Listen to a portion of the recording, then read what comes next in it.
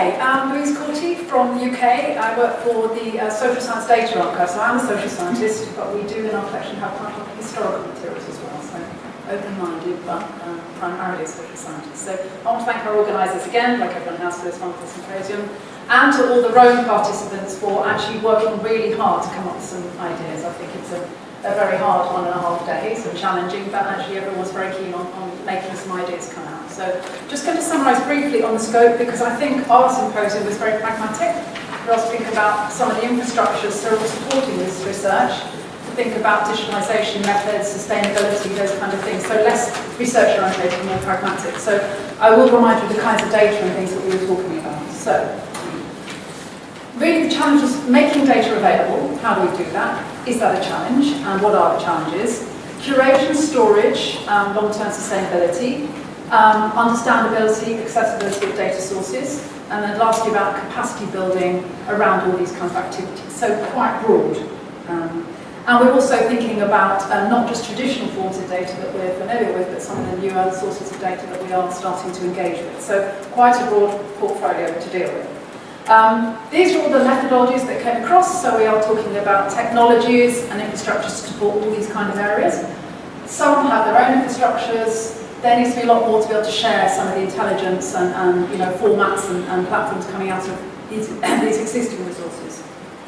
And at the bottom, equitable access to data was a really high level. So just an example of the kinds of materials we talked about. There's people who are experts in eliminating manuscripts through to high-end statisticians. And actually, even having a discussion about commonalities there is quite difficult because the techniques are very different. So a whole range of materials to think about, which you can see not very much commonality between them, but in fact there is, because many of them will be digitised.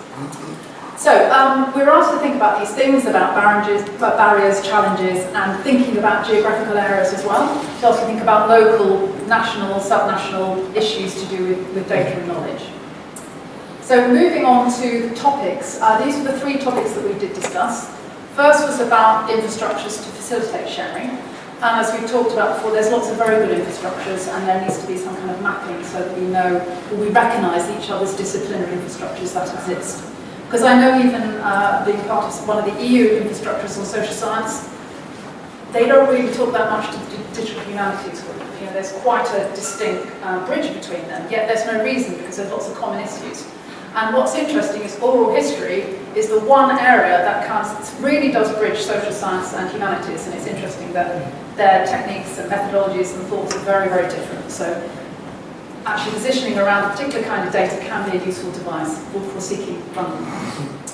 Policy, cultural, legal frameworks, we must get that right. There's a lot of debates about that. How can we go forward to make sure that we all understand open access in the same way? What are the ethical issues to do with sharing data? Those kinds of things. And then also moving on to the technologies required to do this and all those sorts of areas as well. Sustainability, we don't want our resources to die in 5 years' time. We've got to be thinking longer term. And of course that requires investment. How do we manage that?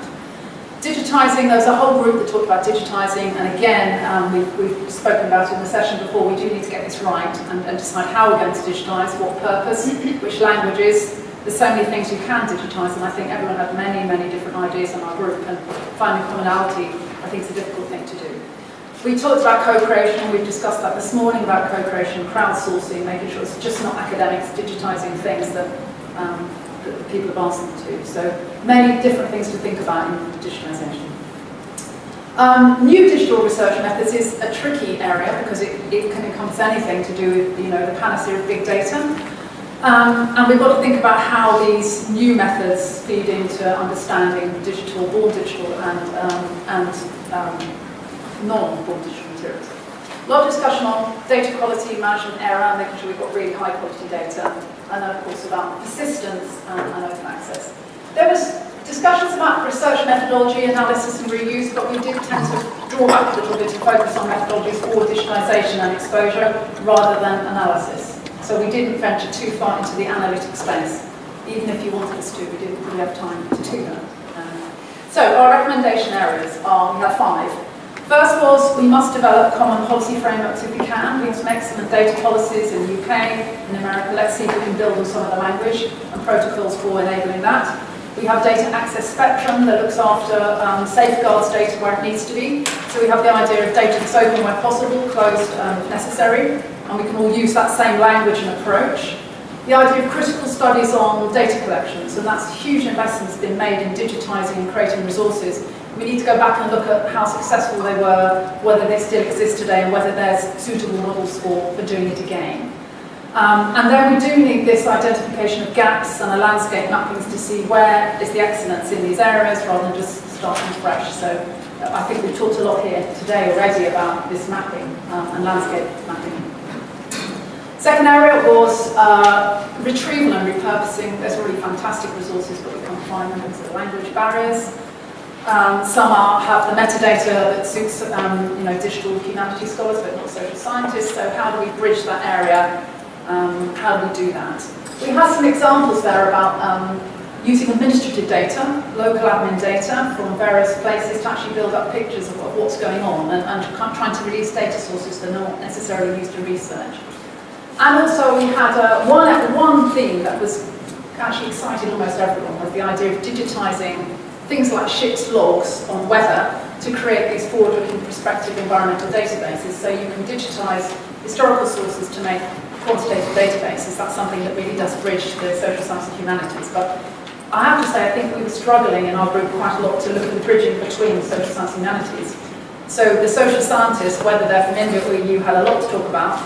The humanities scholars, regardless of culture and place, had a lot to talk about, but the space in between, for us, was quite hard, and I think we should discuss that, but it's very interesting.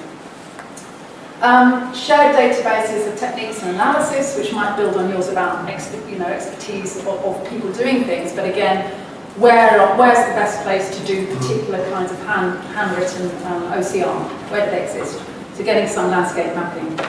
And then again, we talked here about digital literacy skills. We've got to be ready to understand digitization, to foster our knowledge society. How do we do that? How do we have a training program to enable that? We need to uplift some of our professional skills to understand data and curating it for longer term, because we're living in a digital world and much of the material is not safe.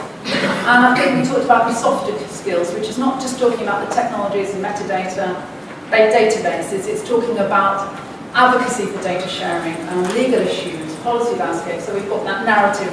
So we're breeding a whole group of new researchers who can talk about all of those things, not just the data scientists. Very important.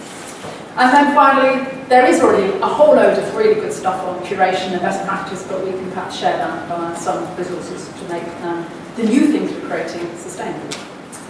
So just a few cross-cutting areas here, that the cultural values in collaboration, sharing and open science, there's different meanings. We need to sort out what that means and how we view that across different countries. Privacy issues and data security differ in every country. Data crossing boundaries has issues. We need to make sure those kinds of things are sorted out before we plunge into deep challenges. Intellectual property too, have some maybe commonality in the way that we're approaching who owns what, or some shared rules for this particular call. Metadata and interoperability between disciplines, it's a huge area. There's so many projects on qualities. I don't think we want more of them, but we need to harness what we've got. Nature information, we've talked about that before, that being multi-ethnic, multicultural, multilingual. That does present a challenge in digitalisation, for example, and retrieval of information. And then I think we didn't talk too much about these new forms of data, social media data, because we're all a little bit, waiting for the panacea to come. There's lots of very good research, but I think it's about trying to evaluate the trust in these sources and how we can deal with them and how we can integrate them with traditional data types. And then finally, we had some sort of pragmatic finishing points, really, and that was, we do want high-quality information products and resources and training, and they need to be sustainable.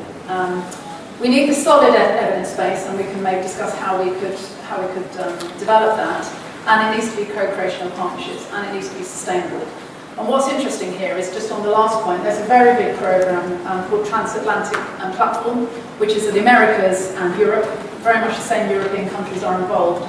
They've had 4 rounds of funding now to do research and to do infrastructures, and they're focusing down on this thing called digging in data.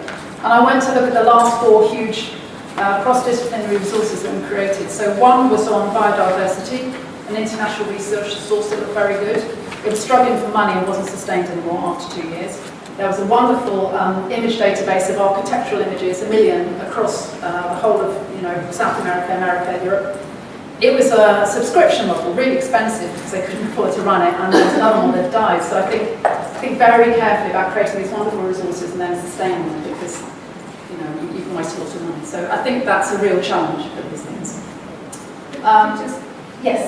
Yeah, no, just about to wind up. So, and I think the last thing about added value is co-creation, developing these rules together means we are learning, and I think there's so many different values for all kinds of communities, from research, teaching, administration.